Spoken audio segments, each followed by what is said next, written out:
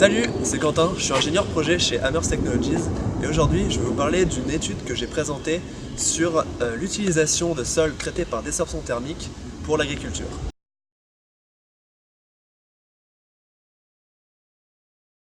Donc déjà, qu'est-ce que c'est la désorption thermique? C'est une technique de dépollution des sols qui consiste à chauffer le sol pour vaporiser les contaminants. Et ensuite, une fois que les contaminants sont en phase vapeur, ils vont être récupérés et éliminés ou piégés. Et donc, on peut se demander quel va être l'état du sol après traitement. Est-ce qu'il peut être réutilisable et pourquoi pas utilisable pour des activités agricoles?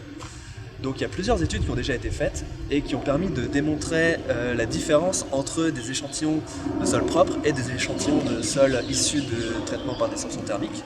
Et ils ont montré notamment l'impact du traitement sur la structure du sol, sur la réduction des populations microbiennes, la réduction de la matière organique et notamment sur les rendements agricoles.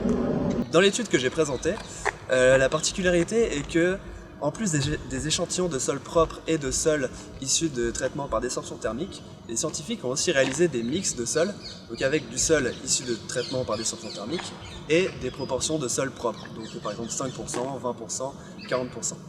Et donc les résultats ont montré qu'il est bien possible d'utiliser du sol issu de traitements par désorption thermique pour la production agricole, mais à condition d'avoir un apport suffisant en eau et en nutriments. Aussi, donc, il a été montré que la recolonisation microbienne est primordiale pour améliorer la santé du sol. Et concernant les mix de sol, il a été montré que malgré une réduction de la production agricole, il y a une nette accélération de l'amélioration de la santé du sol et donc ça permet d'aller plus rapidement vers un sol cultivable.